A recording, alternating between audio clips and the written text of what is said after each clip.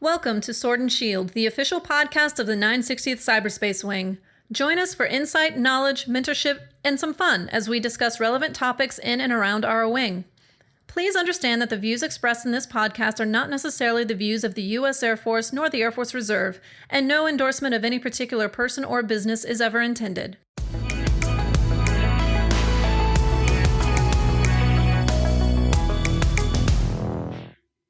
All right, welcome back to the Sword and Shield podcast. I'm Colonel Rick Erridge, and today I'm joined by Chief Master Sergeant Chris Howard and Samantha Matheson. I am the 960th Cyberspace Wing Public Affairs person. All right, excellent. Yeah, so most of the time Samantha is the producer, director, everything all podcast behind kind of the microphone. The guru of all things. The guru of all things podcast, and we are dragging her begrudgingly out from behind the computer and in front of the microphone to have a discussion today about social media. Yay, everyone loves social media, right? I know I do, honestly. Sincerely. Like, I really do mean that, because social media is such an awesome outlet and a great way to highlight all the things that not only we're doing as a wing, but all the things that all of our units are doing as well. And we have some awesome people who are out there doing these amazing things. And I really wish I could be out there more and to see everything that all the Reserve Citizen Airmen are doing. But unfortunately, I'm one deep and I'm here at the wing level, and we have our GSUs who are all across the country. And I can't obviously be in all places all at once, but I am excited to be here and to highlight the Cyberspace Wing Airmen. Yeah, and I'll be honest with you, I'm much more anti or adverse to social media based on all of the different types of jobs I've had. So I'm definitely interested in kind of getting your perspective on how to engage in social media. What are some of the do's and don'ts? Because I'll be honest with you, I try to avoid it at all costs, just based on, like I said, the jobs that I had where they just were, do not go into social media, don't reveal anything about yourself. But for those cases when we do actually get out there and communicate, what are some of those do's and don'ts, right? Yeah, and I think I'm in the middle. So I understand why we need to do it, and I appreciate doing it for work and business and connecting with airmen. But personally, I'm more on Chief's side, where I just don't want to spend the time doing it. I stress a lot about if I do want to post something that I don't offend somebody or that I say the right thing or whatever. So for me, it's just easier to not do it and just be more of a stalker and just look at stuff and watch and listen. And that's really common perspective. I mean, a lot of people in the military feel that way, and understandably so, because there's just been so many instances of people getting online and then getting in trouble unintentionally for posting something or stating an opinion. I mean, it's a rough world out there in social media land, and it's where, I'll be honest with you, I live there. That's where I really enjoy being, is out in social media and looking at all the memes and seeing what people are saying, even the politics and, their personal perspectives on things. I mean, it's really eye-opening when you go out there, but at the same time, it is pretty scary, Yeah, it's hard to express tone. And, I grew up with having communication, like looking at people's nonverbals and trying to learn how to read people's eyes and whether or not they're interested in what we're saying or kind of which direction to go. And you can't do that in social media. Right. Yep. And then things out of context, right? So I had a coworker where we were deployed and of all things, right, because we know the Air Force is small, runs into a high school buddy, right? So ends up snapping a picture of him and his buddy, seeing each other for the first time in years. I think it was like 10 plus years, and then posting it on social media. Security catches it and then bam. So what do we have, right? We have a situation where two buddies inadvertently taking a picture, right? But based on where it was and some of the stuff in the background, it could have, not that it did, but it could have tipped ahead of where we were at and what we were doing and why that was problematic. And then all of the things that came after that. I don't know if you've seen anything like that, Sam. Yeah, I mean, trust me, I've got some stories myself. For instance, at my last unit, there was an unintended post made by myself on behalf of the unit I was with. And man, it had some consequences I was not anticipating. So basically what happened was a group of people had performed some SARC training. And for those who don't know, SARC is the Sexual Assault Response Coordinator. That's it. Anyway, so they had some training and they took a group photo. And so out of courtesy, the gentlemen in the group had let the ladies sit down in chairs that happened to be there, and so they take this group photo and they send it to me. And, for me, that was easy pickings for my unit and good highlight story, basically, and so I put it out there and then moved on with my life. Right. Well, then I noticed my phone started blowing up with comments. And so I started reading the comments, but I still didn't have the full context of what was going on.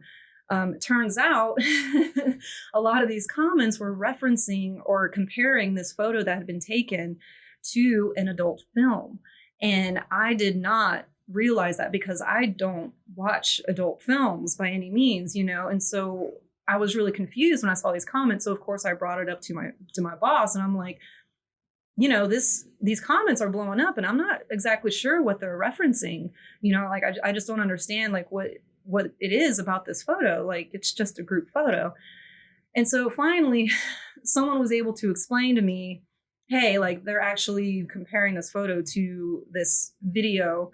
And I was like, oh no. And you cannot imagine the feeling of horror that I had once I realized what was happening. And so then of course we had to have that discussion. How do we handle this situation now? Do these people that are commenting, do we block them? Where do we go from here? And so we then determined like, okay, let's not feed the trolls, however, still monitoring the comments, things were really starting to get out of line. Let's just be frank here. Some of the things that were getting posted in this feed was clearly inappropriate for what was supposed to be posted on our, an official government Facebook page, right? And so that's when, we had to make the determination, okay, we're just going to go ahead and start blocking these people. And we blocked the main offenders, and then it ended. End of story. There's people out there looking because, once you hit send, you can't get it back, right? We talk about the internet's forever.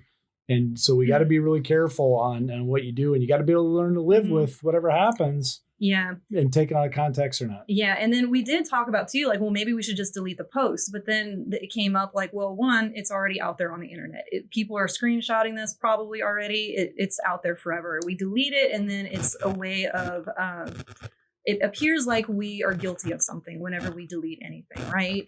And so that's why we decided ultimately not to do that, and then honestly, it was just a few little culprits. Once we blocked them, it was fine, and everyone just then moved on with life. Thank goodness, Yeah. Well, here in the wing, we've had our own hiccups experience with some inappropriate engagement through social media, and it didn't end well for our member. And so we had to move on from that person because that situation quickly got out of hand. Our member was clearly in the wrong in that case. And so, we relied on Sam to give us a little bit of context around the situation, and she helped us through that and gave us really good advice about that specific situation. And so I don't know if there's anything maybe you want to kind of highlight to start out with, what people should be thinking about before they hit send. Yeah, I do actually have some advice for you. So just for those out there listening, AFI 35-107, public web and social communication. This covers social media engagement. Now, this isn't specifically for active duty members. This is for everyone in the Air Force, period. So if you're a civilian, if you're a reservist, National Guard member, it doesn't matter. And this applies to you 100% of the time. It doesn't matter what status you're in, this applies to you. And the reason being is because this is your presence. This is an online presence, yes, but it is your presence. And if you are in uniform or you're working for the Air Force, you are a representative of the Air Force. So it's very important to remember this. That's a great point, Sam, right? And so some people think that, hey, I'm not wearing uniform today, and I can kind of do what I want, because in other areas of our life, right, Chief, that sometimes things don't apply when you're not in status. Correct. It's true. When you look at the status that it really comes to your behavior on and off duty, right? And I think that's where that catch-all turns to be, especially when we talk about social media, right? Because more often than not, even if you don't, if there's a correlation to military status or military service, then it can be taken out of context or with the context that you are a uniform wearing member and that you are representing that service or the DoD as a whole in that situation. So the comments that you make, the things that you post, or the way you spin something all comes back to on all of us. And that's really where that AFI comes into play, is to allow those individuals to know that even if you didn't intend, didn't matter what your status is in, but based on the fact that you have an affiliation with us, then you do represent us in these scenarios, right? Yeah, and I think we've seen this play out real recently here with Chief Bass and somebody. So I think that's what kind of generated us wanting to have this podcast, and we put some guidance together for people, and that's what we kind of just want to reinforce here about what kind of behaviors do you think are appropriate. Yeah, so Chief Bass's situation was very interesting. So in regards to us being in the military, internally, she did, I believe, and this is just me talking, so don't think I'm speaking for the Air Force here, but just me, my personal opinion, she did have reason to say what she said, right?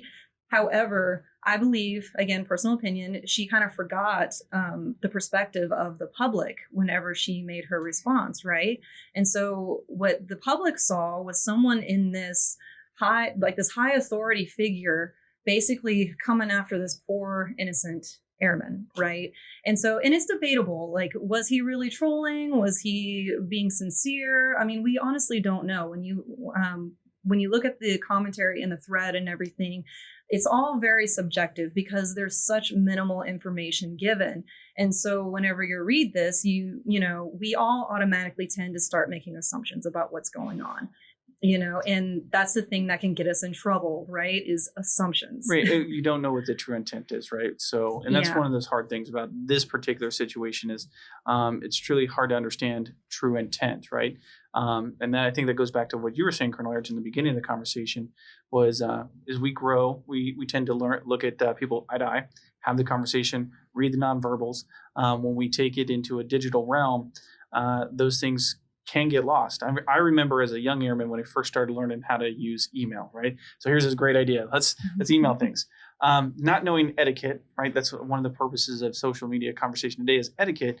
Etiquette with email was new, right? You didn't know. So I think I accidentally left caps lock on, right? And I'm like, da-da-da-da-da, send it off. And then I super excited. Yeah, you sent your email. Woo! Yep. And then all of a sudden get back, why are you yelling at me? Whoa, I wasn't yelling at you. Airman Howard, you really shouldn't be yelling at people. A, you're an airman.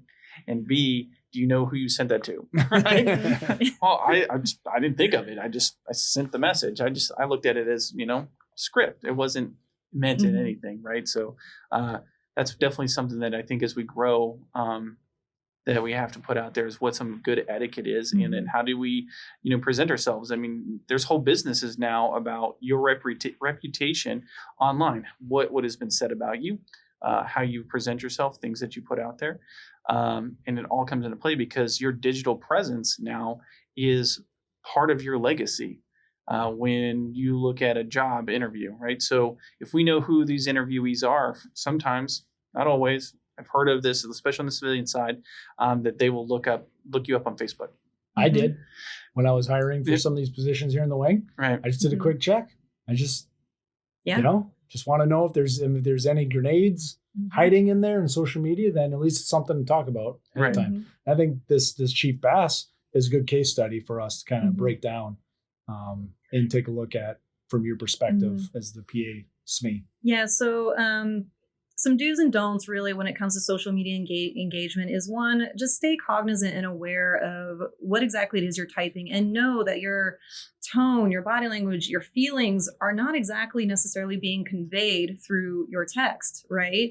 I mean, it's just like writing a Post-it note, and leaving it on someone's desk, honestly, I am a huge proponent, and this is debatable how people want to do it, but I'm personally a huge proponent of using emojis. And that's just because it really helps convey the emotion of what it is you're saying. Because sometimes when you strip things down to the basic message, depending on how your recipient is feeling, the recipient of your message is feeling, it could come off as really rude and abrupt, to them anyway, whereas you may not initially have intended that, So me personally, I use emojis all the time, even at work. I mean, it's not necessarily professional, and that can be debatable. I understand that. But at the same time, I want to make sure the people I'm talking to understand, like, I don't mean this in a mean way. I'm just asking a question or I'm a late sending a adopter. message. I'm a late adopter of emojis. I mean, I love it because I get that sense sometimes. I feel like it's about, I'm just very businesslike, Mhm. and using those emojis has really, really helped me think about, like, okay, I just said this. That might be taken, a little too directly, Mhm. or I don't want it to go the wrong way. So I'll put a smiley face or something Mhm. after it saying, hey, it's all good. I just conveying Yeah. some information. Yeah, exactly. And then some other things to think about too when you're out there in social media land is you have to remember this is public. Even if you're on a private page or someone else's private page, things can be screenshotted, things can be shared. It is public out there. Like, make sure you check your privacy settings. Obviously, you always want to make sure that your message is going exactly where you want it to go. But even then, because it's online, it's still public.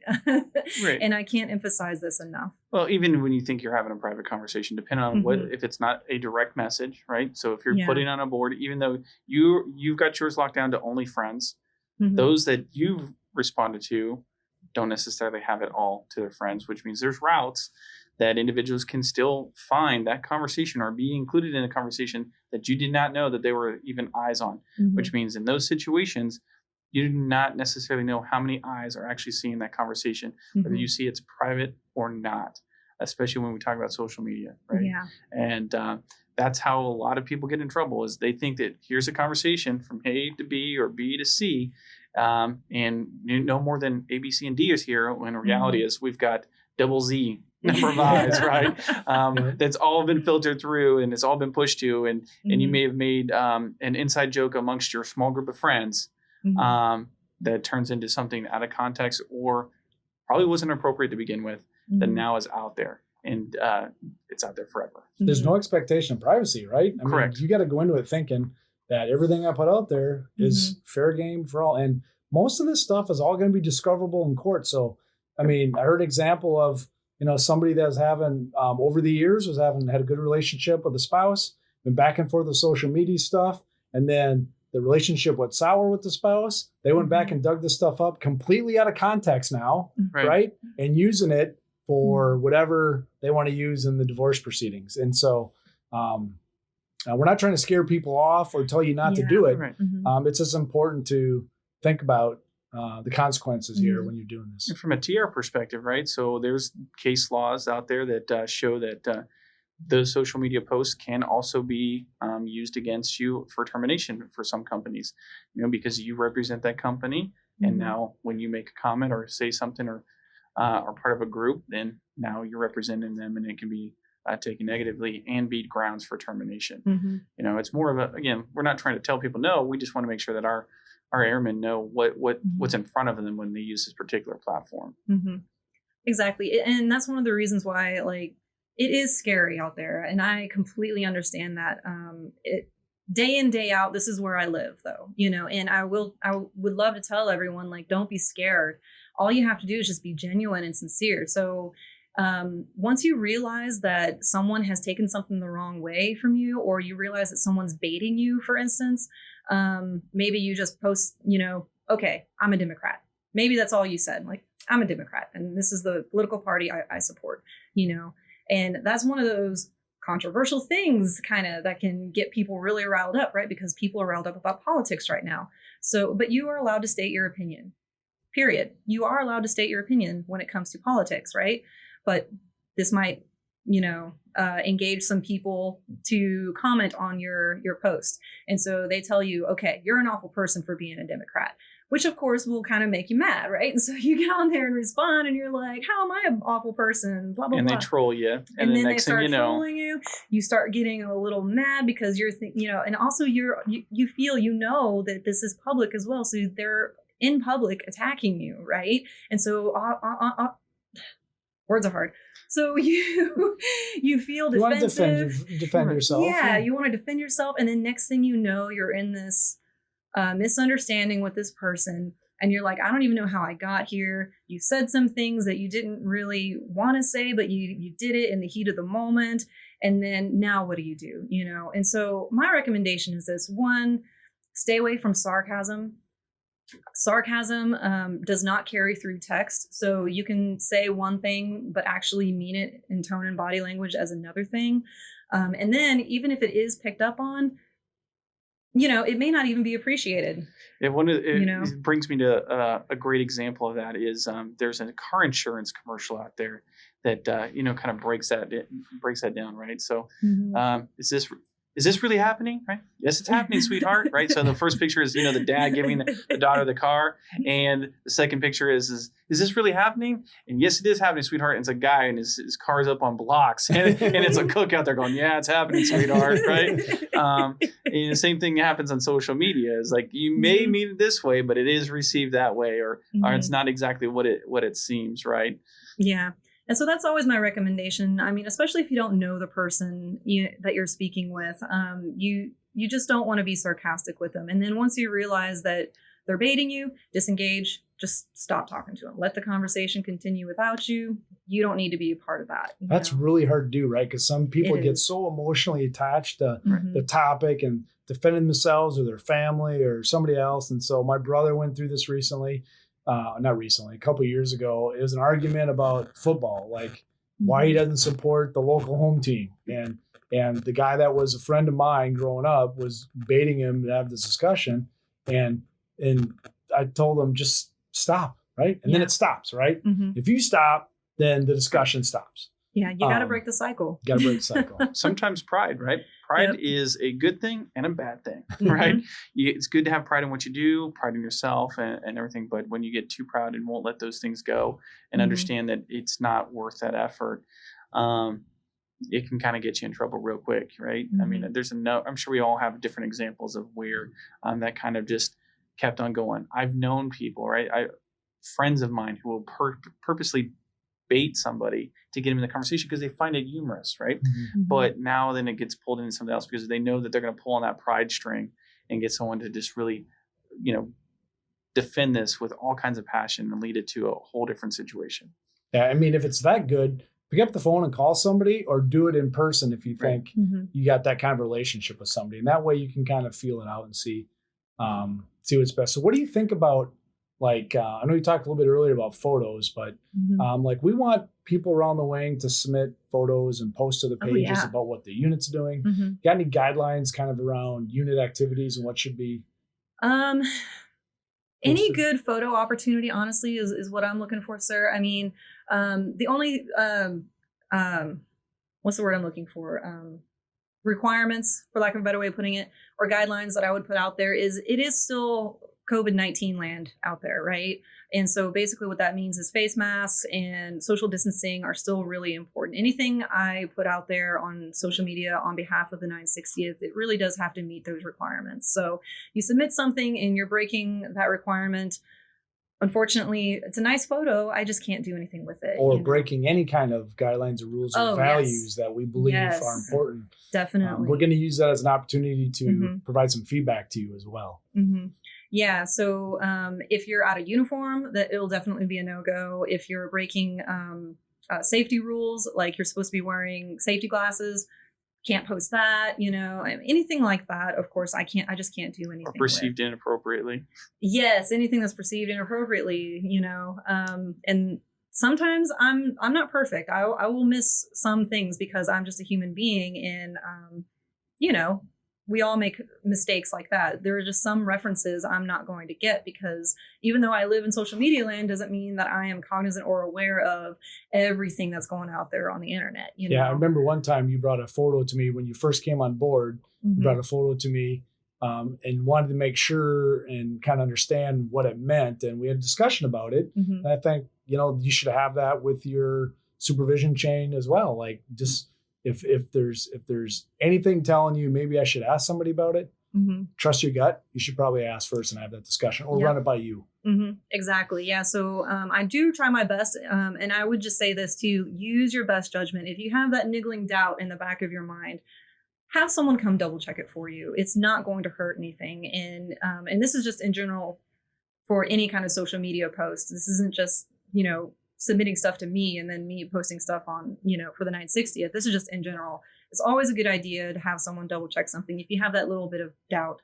So I know I always have someone edit my correspondence if I know that it's going to be somewhere along the lines of maybe controversial or potentially perceived differently.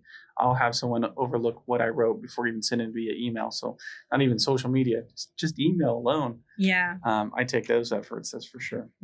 Yeah, I think there's definitely more scrutiny nowadays than, before when we grew up, Chief, when it was Airman Howard and Lieutenant Airage, right, we had a little more leeway with the communication styles, and we were forced to have the discussion. So I kind of think about that now. If I'm not going to say something to your face, then I'm probably not going to want to post it, right? I'd try to call you and have that discussion versus just have it. Go back to the old school conversations, right? So if I wouldn't say it to your face, why would I say it behind your back? And the same thing with social media, right? If I wouldn't say it to you, or it's nothing that I've told you before, then I'm not going to be, this is not the place or the time that it's going to happen. Yeah, this is a vast subject. We could talk about this for hours and hours and days. hours. So days. There's so much more I want to say, but obviously we're limited on time a little bit. But I would like to say one more thing, and that's, if you find yourself in trouble, it does not hurt to bring it up to your supervisor.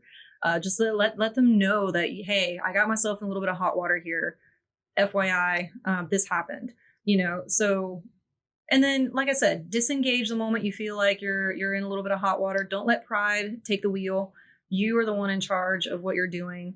And one more thing that I did want to say. So let's see, where is it? Okay. 100%, this is against the AFI. Do not do this. Anything defamatory, libelous, vulgar, obscene, abusive, profane, threatening, hateful, racially, ethnically, or otherwise offensive or illegal information or material is specifically prohibited. Do not ever post anything like this online, whether it's a direct or private message or whether it's on any kind of social media platform. It is strictly prohibited. You post anything like that and we find out about it, guess what? You're going to get in trouble. Period.